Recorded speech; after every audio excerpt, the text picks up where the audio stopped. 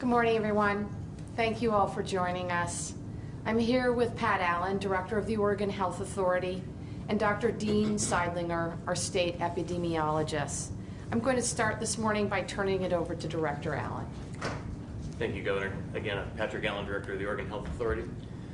I'm starting off this news conference because I want to update some information we provided the Governor and the public regarding hospitalizations in Multnomah County yesterday. Yesterday evening, I was advised that the information the Oregon Health Authority had reported about hospitalizations not increasing in Multnomah County was wrong. In fact, 5 more Multnomah County residents had been hospitalized over 3 days at the end of last week than we originally documented. That addition resulted in a total of 14 hospitalizations in the past week, not 9, as we originally believed.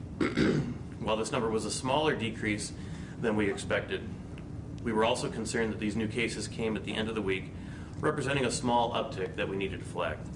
In total, Multnomah County saw 29 hospitalizations in the most recent 2 weeks.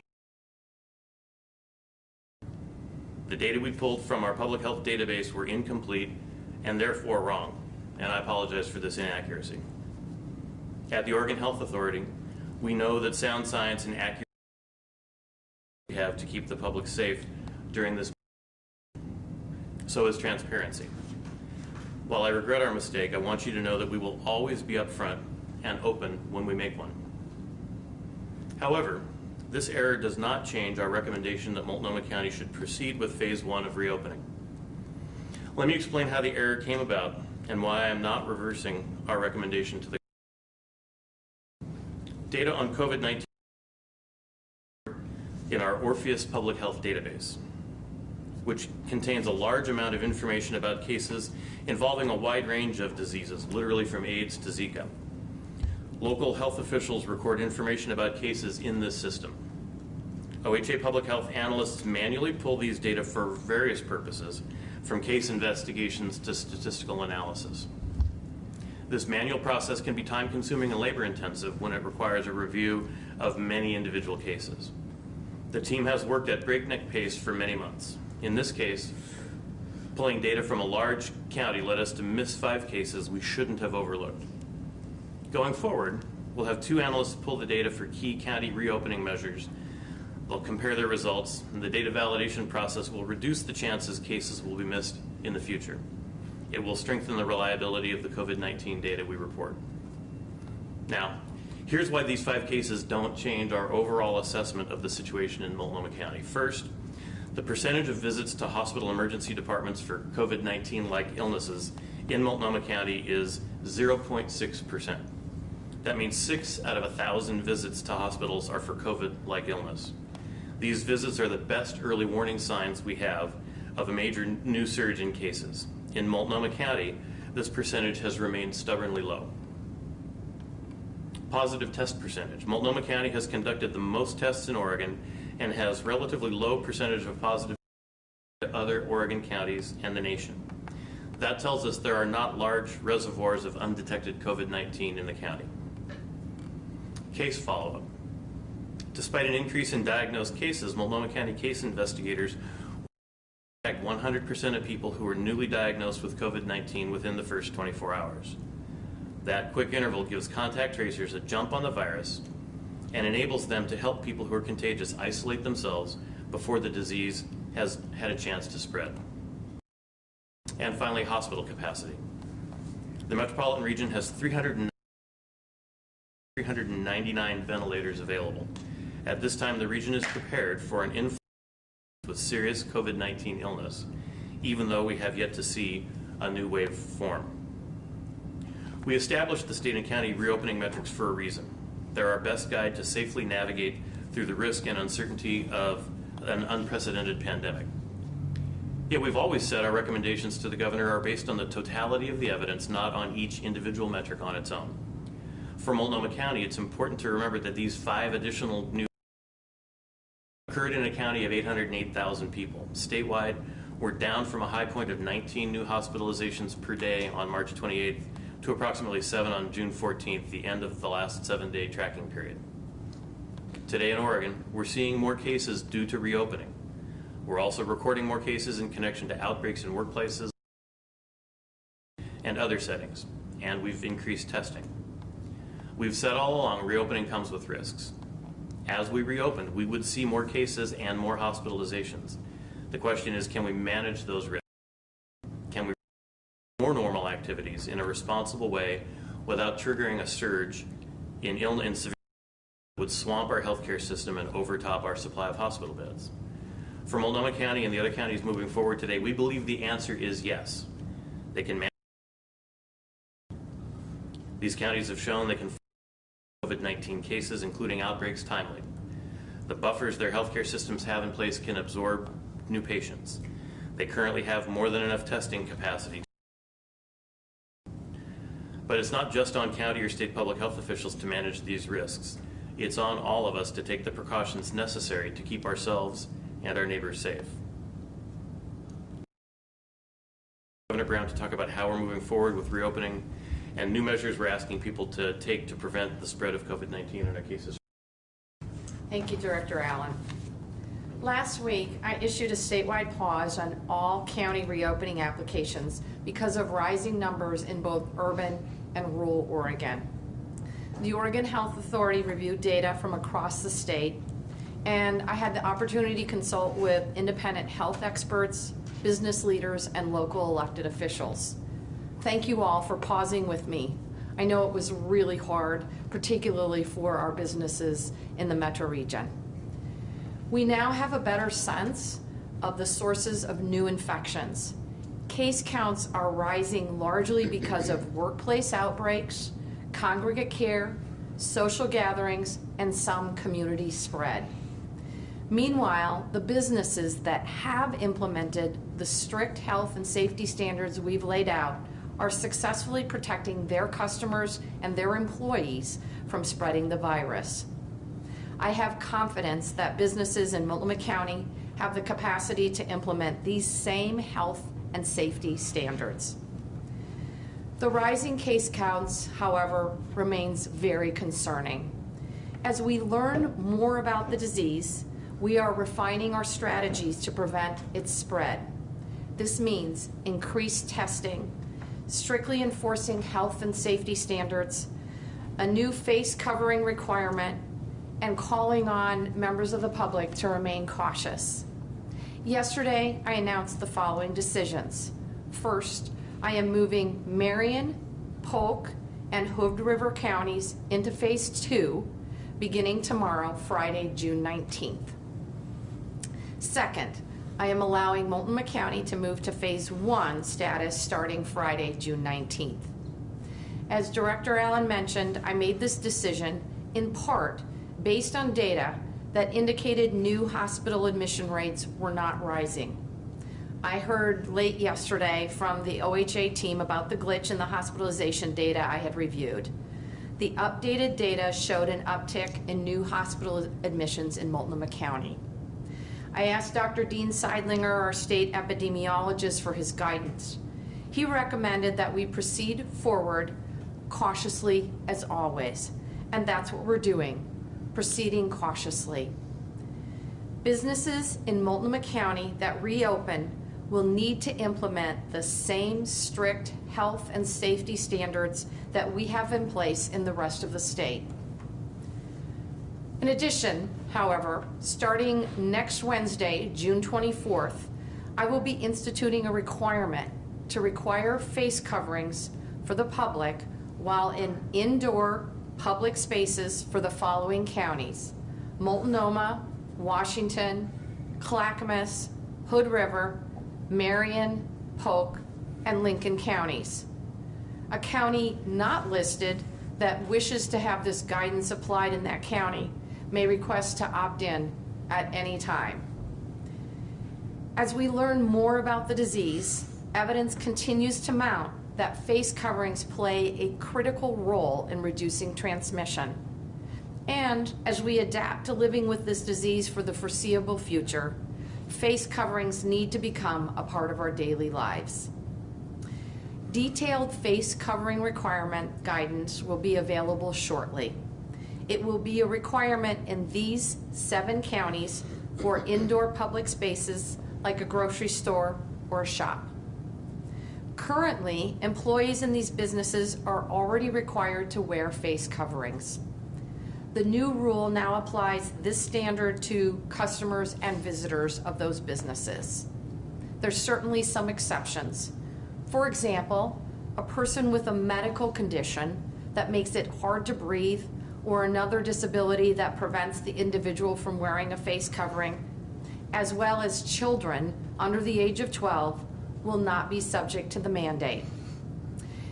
And no, that doesn't mean you have to wear a mask while you eat at a restaurant or drink a cup of coffee. And no, you won't get arrested or get a ticket for not wearing a face covering. However, this is a requirement and it is enforceable. This requirement is a key part of how we can gradually open our economy and be able to go out and eat or browse at your favorite bookstore or shop at your favorite boutique.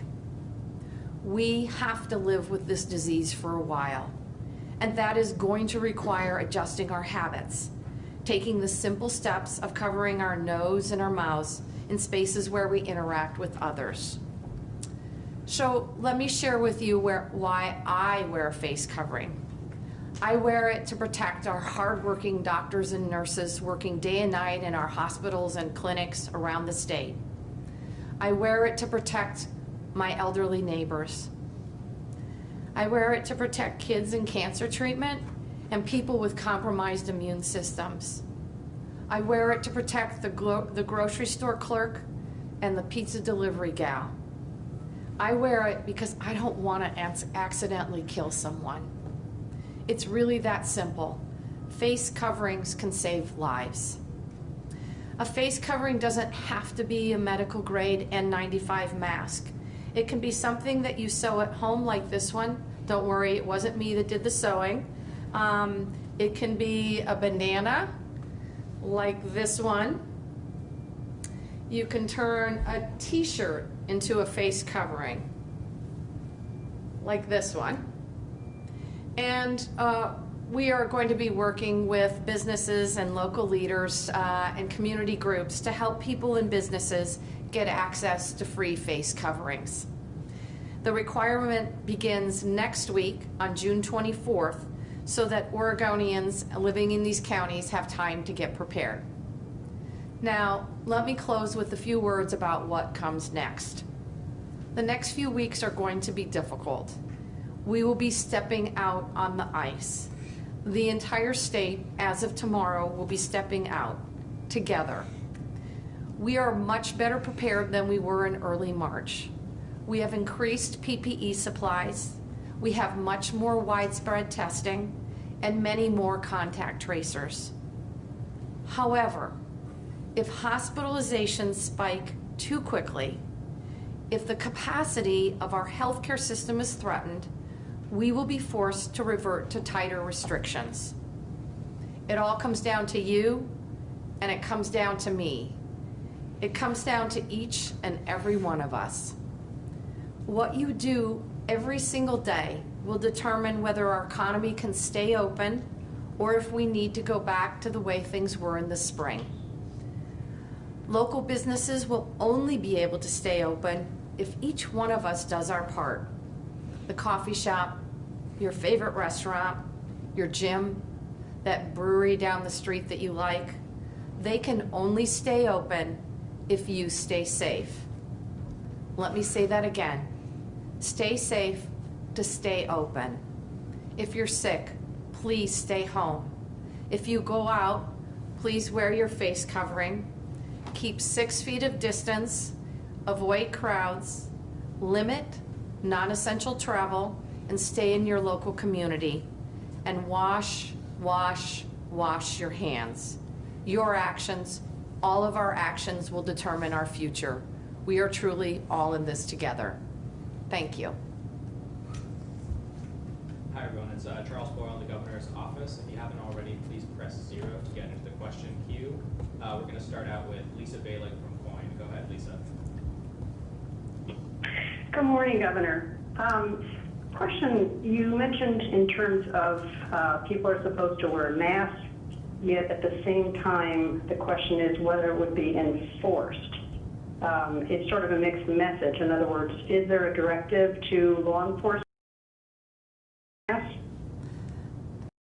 My executive order is enforceable by an act of law. However, Lisa, I am encouraging, cajoling, asking Oregonians to be kind and be smart and to protect their vulnerable neighbors, the folks doing the important work in our grocery stores, delivering packages.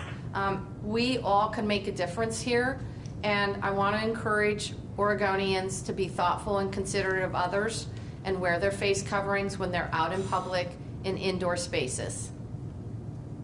Thanks, Lisa. Next up, we've got Kelly Azar from K2. Go ahead, Kelly.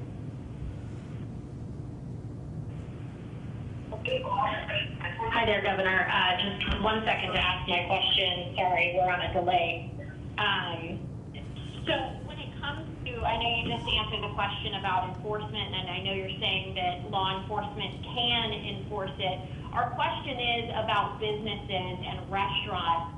Can restaurants, if somebody walks in, or even a store walks in without a mask on, what ability does that restaurant have? Because just to give you a little background, we've heard from some stores who have already mandated this, that some people say that they do have a health condition where they cannot wear one, and because of HIPAA requirements, they're no longer allowed to ask. So bottom line, what are businesses allowed to do in these situations if someone walks in without a mask on? Thank you. I'm going to have Dr. Seidlinger answer that question. Thank you, Governor Brown. I think more guidance will be forthcoming next week, but the directive to require a face covering in these settings means that business can refuse entry to someone. For individuals with medical conditions who cannot wear a face mask, they have the right not to wear a face mask and to be allowed in that business. We will outline more of this in the guidance that's forthcoming, but businesses do have the ability to help enforce this and to tell their customers that they take the safety of not just their staff but their other customers seriously, and to refuse entry for that person. Thanks, Kelly. Next up, we have got Nick Budnick from the Portland Tribune. Go ahead, Nick. Thank you, everyone. Dr. Seidlinger, Governor Brown gave a general explanation for what you have concluded the reason is, what the reason is for the surge. Can you provide more details about specifically what is driving the increases? Which of the several possibilities the governor outlined are the leading ones, and any numbers you can provide? Thanks. Thanks, Nick. I'm going to let Dr. Seidlinger respond to that question. I think as Governor Brown laid out, the drive in increased cases is really coming from multiple sources. As people across Oregon have heard, we have large outbreaks associated in Lincoln County as well as Union County. These large number of cases associated with one outbreak certainly can drive day-to-day totals, and we're seeing other workplace and congregate care setting outbreaks that are continuing to occur. In addition, a number of the cases that are identified by local public health and reported to them, we have not traced back to a source. So this community spread does remain a concern in Oregon, and we are hoping to keep that number down. And we keep a close eye on that to make sure that we're not seeing cases that are not identified to a source. As Governor Brown also mentioned, there's spread associated with social gatherings. And we've seen this especially since Oregon has started to reopen activities, that people want to get together with their friends and families and do so, and have been doing so in increasing numbers, and so we've seen spread in these settings. So really that's a place where we can all take steps to protect ourselves and those friends and families around us. Trying to maintain some distance when we're in those settings as we catch up in person again, wearing face coverings when that can't be done, trying to move those activities outside and enjoy the sunshine where we can spread out a little bit and be safer than inside our house or apartment, are all things that we can do together to help drive those numbers down. But we're really seeing that spread come in multiple places, and we continue to work with our local public health to do those investigations, but really implore everyone to take some steps to protect themselves while they're out in the community. Thanks, Nick. Next up, we've got Pat Norris from KGW. Go ahead, Pat. Thank you. So first, a technical question just on the Multnomah County hospitalization numbers. Could you go over those for us? Because on their website, it says for the week starting May 31st, there were 15 hospitalizations, and on June 7th, there were 8. So I'm wondering if the numbers you're referring to are more recent than that? Thank you for that question. This is Dean Seidlinger. We pull our data on Wednesday mornings and pull that data with a 2-day lag so we can make sure some investigative data is added in. During that period, in the 2 weeks preceding Monday, there were 29 hospitalizations over that 2-week period in Multnomah County, with a slight uptick in cases towards the end of the week. And it's some of those last few cases at the end of the week that were not in our refresh table that we analyzed yesterday. So that full number is 29, and that data again is pulled on Wednesday through Monday morning. Okay, thank you. And then a follow-up for the governor, if I could, and it's a kind of a 2-part question. But one, Governor Brown, what changed over the last week that gave you the confidence to allow Multnomah County and the other counties to go forward? And then secondly, what are your thoughts on Union County, where there's a large outbreak apparently tied to a church that had a large meeting when those meetings were banned? So my thoughts and heart is with the folks in Union County. As you've mentioned, they have a very serious outbreak that is impacting their community, and it is particularly community members who are vulnerable to the virus. I applaud the actions of the Union County commissioners. They're taking swift action, and their local county public health is working very closely with the state public health officials. So, we're hoping they can get this under control as quickly as possible, and where we are here to support them should they need additional assistance and additional services. In terms of why the decision to begin the process in Multnomah County and moving forward, a couple of reasons, but for me the pause was an opportunity for our epidemiologists, our medical experts to take a look at the data and really understand where the rising number of cases are coming from. And what we know from the data is that they're basically coming from a couple of places. We know that it's coming from workplace outbreaks. A really good example of that is the seafood processing plants on the coast and other agricultural production facilities. We are seeing rising cases in our congregate care facilities, in both, frankly, our assisted living facilities and in some of our correctional facilities. And then social gathering. And then the fourth pace is community spread, and we don't have that. What we do know is that the businesses that have opened, whether it's restaurants or hair salons, have implemented the really strict health and safety standards that we laid out, and as far as we know, are successfully protecting their customers and employees from spreading the virus. So from my perspective, I think it makes sense to treat the entire 3 counties as a tri-county region. People don't stop at the border of Washington County and say, oh, no, I'm not going to go to the restaurant in Washington County that I want to go to because it's across the county border. So it's a very pragmatic solution. We'll be treating the 3 counties, the tri-county area, as a region. And I'm adding the additional requirement of face coverings to make sure that fellow Oregonians are protecting their neighbors and family members. You want to add anything to that? Okay. Great, thanks, Pat. Next up, we have Rachel Monahan from Willamette Week, and just a reminder to folks, please press 0 to enter the question queue.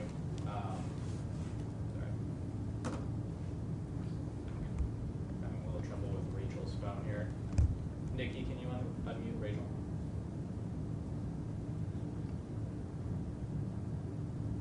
All right. Try next. Brenna Kelly with KPTV. Go ahead, Brenna.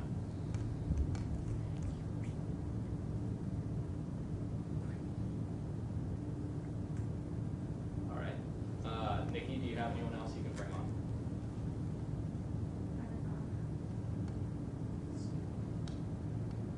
Let's try Betsy Hammond with the Oregonian. Go Go ahead, Betsy. Can you hear me? Yep. Yes. Wonderful. We've heard from a lot of readers who are very curious. Governor, you mentioned that there's been increasing evidence, I think a lot of Oregon, that masks are effective in decreasing the spread of COVID-19. A lot of Oregonians apparently haven't heard about that evidence or are very skeptical that it actually exists. What can you tell us about where you're finding that evidence and what it shows about the importance and the efficacy of everyone in those 7 counties wearing a mask whenever they are in the public indoor space? Thanks, Betsy. Appreciate the question about the scientific data around face coverings. So I'm getting my data and evidence from the medical advisory panel and the medical experts on that particular panel, as well as folks at the Oregon Health Authority, epidemiologists, and medical professionals. I also am seeing it in the reading I'm doing. We know that countries across the world that have a national response and are either ordering or strongly suggesting their residents to wear face coverings have been very successful in slowing the transmission and flattening the curve of the virus in those countries. And I'm happy to turn it over to our resident expert, Dr. Seidlinger, to give more details. Thank you, Governor Brown. Very good evidence from laboratory settings that different barriers can prevent the spread of disease, can contain the virus, such as the virus that causes COVID-19 behind that barrier. In addition, as Governor Brown said, in countries and communities where it's kind of the norm and that wearing masks in general in public is part of the response or is part of the culture in general, we've seen decreased spread of COVID-19, and that's regardless of some other policies. So those masks really do work to help contain the virus. Using a mask in this way is not foreign to us here in the United States. We typically do it in healthcare settings. If someone comes in who is coughing or otherwise showing symptoms of a disease, we will ask them to put on a mask while they're waiting in the waiting room and being escorted to their room. This is really an extension of that policy as we've learned more about the spread of the disease from people without symptoms. So we can't just ask people to stay home when they're sick, or if they go out when they're sick to go to the doctors to wear a mask, because we know some people aren't showing symptoms. So putting on this mask helps keep much of that virus behind the mask, so when they're out near someone, their ability to transfer that virus to someone else is much lower. So we're seeing more evidence of that every day from other countries, from other communities that have implemented this policy, and we hope that Oregonians will continue to heed our advice and take these steps to protect not just themselves and their families, but their broader communities. If I could just add a little bit to that, I think some of the confusion and challenge around this is that people are out there looking for the study that shows that wearing masks is the one thing that's going to take care of this, or that contact tracing is the one thing that's going to, stop the spread of the virus, or testing is the one thing. There is no one thing that you're going to find. Going to say, if we only do that one thing, then everything is going to be fine. It's a layer of a bunch of things that we need to do. It's staying home when you're sick, covering your cough, washing your hands, answering a call from a contact tracer, wearing a face covering, all these things layered together. And so if you're out there looking for the study that's going to show you the one thing to do and proves that if only you do that, the problem's going to go away, you're not going to find that one study. And I think that's part of what drives some people's confusion. Thanks, Betsy. And folks, it sounds like we had some trouble with the phone line, but it's working for people again now. So if you dial back in and press 0, you can get back into the question queue. Looks like Rachel is back on. Rachel, are you there? Yes, I'm here if you can hear me. Yep. Can you hear me? Yep. Okay. Yes. So I'd love to hear a little bit more about your thinking around the mask requirement. What made you choose those 7 counties and not institute it statewide, particularly, Union County, for example, where that outbreak is? And also, why did you choose to exempt the age children under 12? Does that mean you're not going to require masks for kids to go back to school in the fall?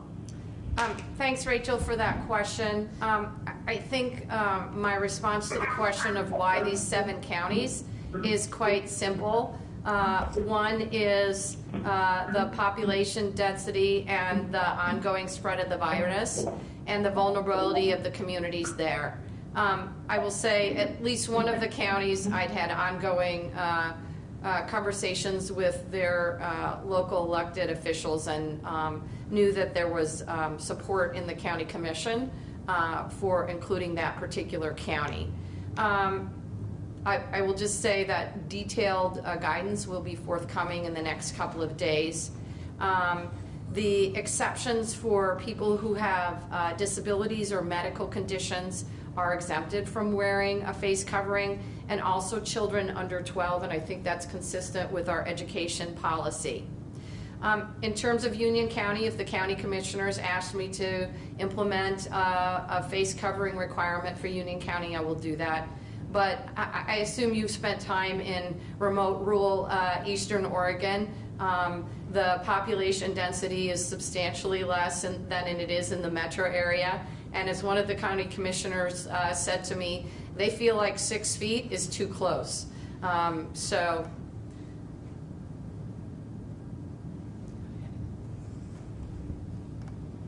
All right, thanks, Rachel. Looks like we've got Brenna back. Brenna Kelly with KPTV, are you there? Hi, do you have me?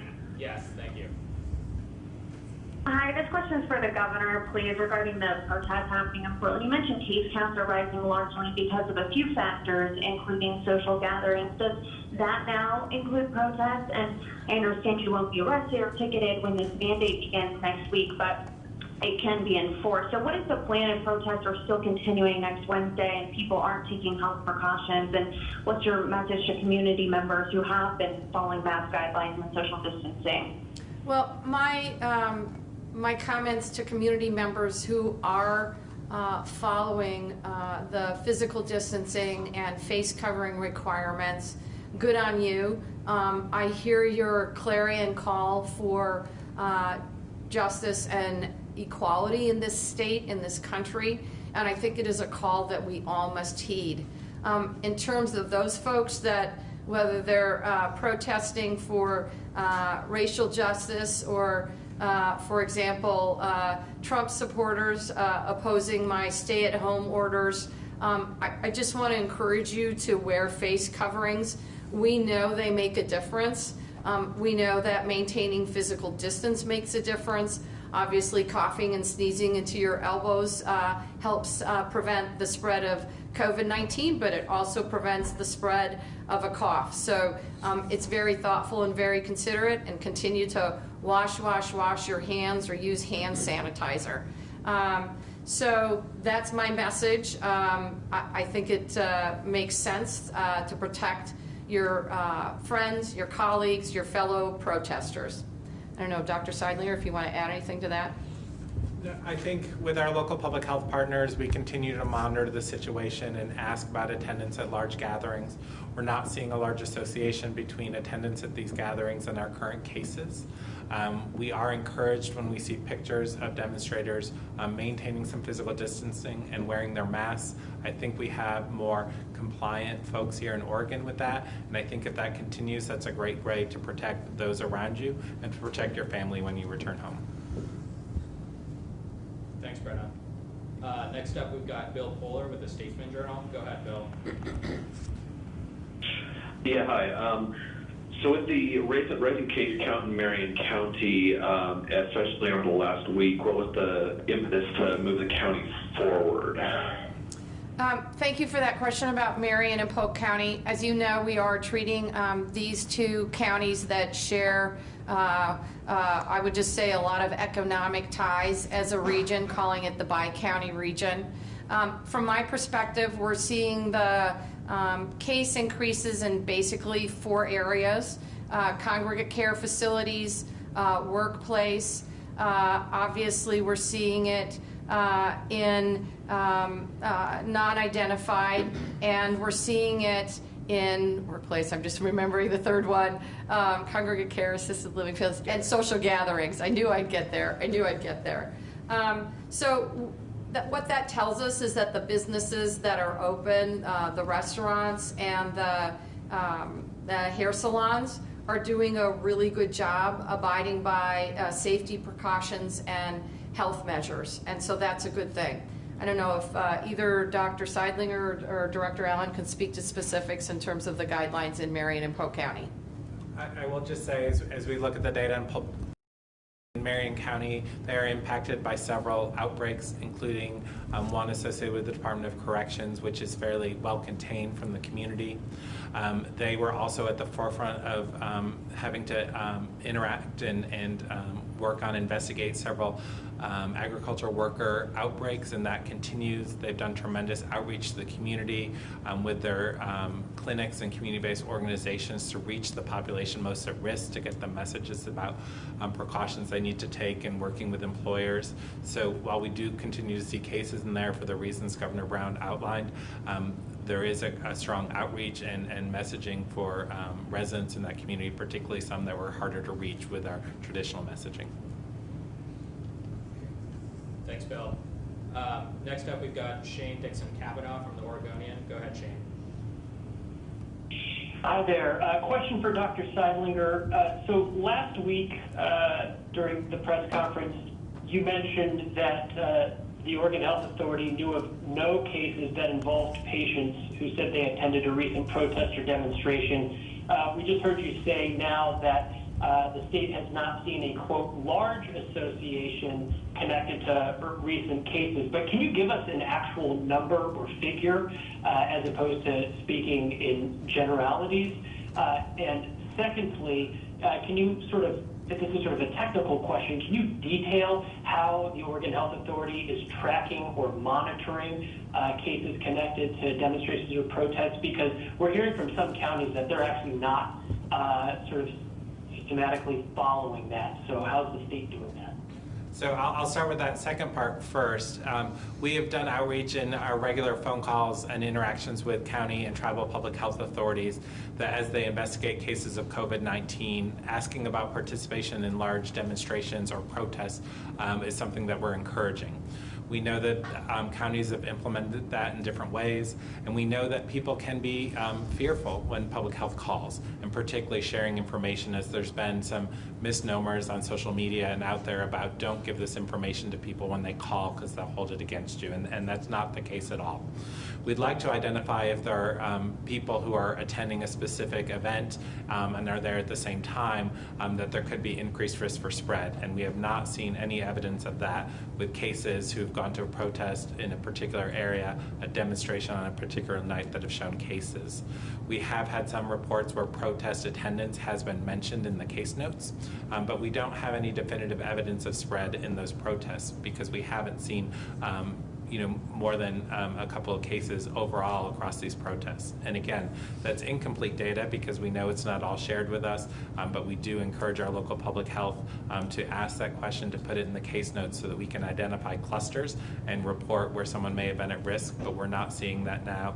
And we've had several weeks of data to be able to look at and aren't pulling out numbers like that. So in answer to your other question, I don't have a specific number. I only know of a couple of case reports where that has been mentioned, but again, no definitive link of getting infected or getting exposed when they're at one of these settings, though certainly with the numbers of people that are out there, it is likely that people have COVID-19, and hopefully they don't have symptoms and they would be staying home, but they can spread it. So if you're attending these protests, if you're attending a demonstration for whatever reason, take some steps to protect yourself, those fellow folks around you, and really to protect your family as you return home by staying 6 feet apart when possible and wearing a mask. Thanks, Shane. We've got time for a few more questions. We're going to try Kenneth with the Newport News Time. Go ahead.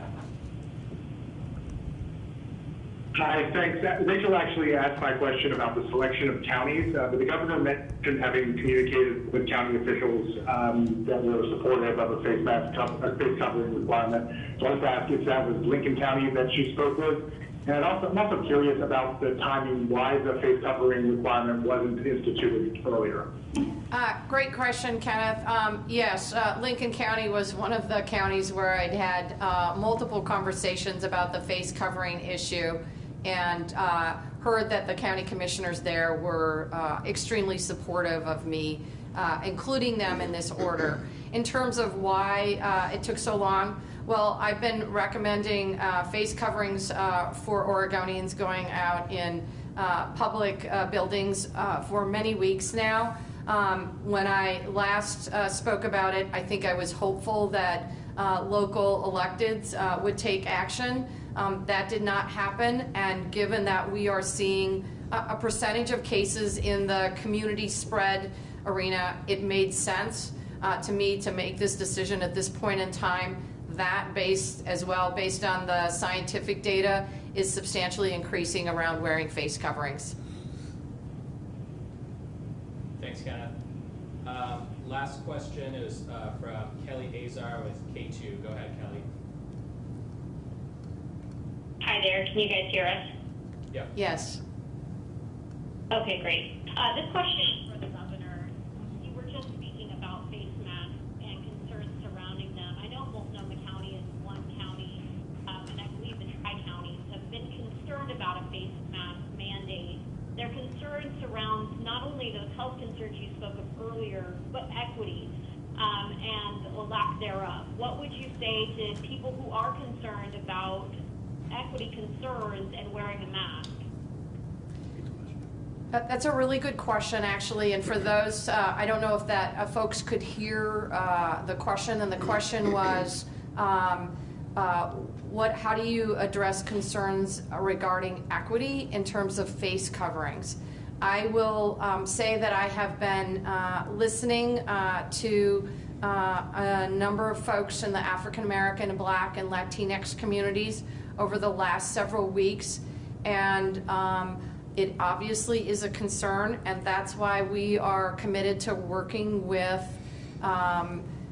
businesses, local leaders, and community-based organizations to ensure that face coverings are ubiquitous, available, and no cost. There are also obviously racial implications in terms of face coverings, and the folks I have spoken with, from folks on my staff to leaders of community-based organizations in our communities of color, our African American, Black, and Latinx communities primarily, overwhelmingly support this proposal. Thanks, Kelly. And we've actually got one more follow-up question from someone who's having technical difficulties. Lisa with Coin asks, how soon will you go out to shops and restaurants, say, for a sit-down meal? Me? Or anyone at the table. Okay. I already have. Yeah. Director Allen already has. I confess, I am living in Marion County, and I've already had my hair done, and I know that my hair salon followed the very strictest protocol, and we've been enjoying takeout on occasion. Director Allen. I live in Washington County and have both things. Have my hair cut and been to my one local neighborhood pub. Dr. Seidlinger. I will say I'm lucky I have a friend who cuts my hair, so he cut my hair in his living room. And I have not yet been out to eat because I'm heeding the recommendations of staying close to home here in Multnomah County. I'm enjoying great takeout from restaurants in my neighborhood, and I'm looking forward to being able to go to a restaurant, particularly as the weather gets better, and sit on a patio and eat outside the house again. Thanks, everyone. I think that's all the time we have for questions today. Thank you all. Be safe out there.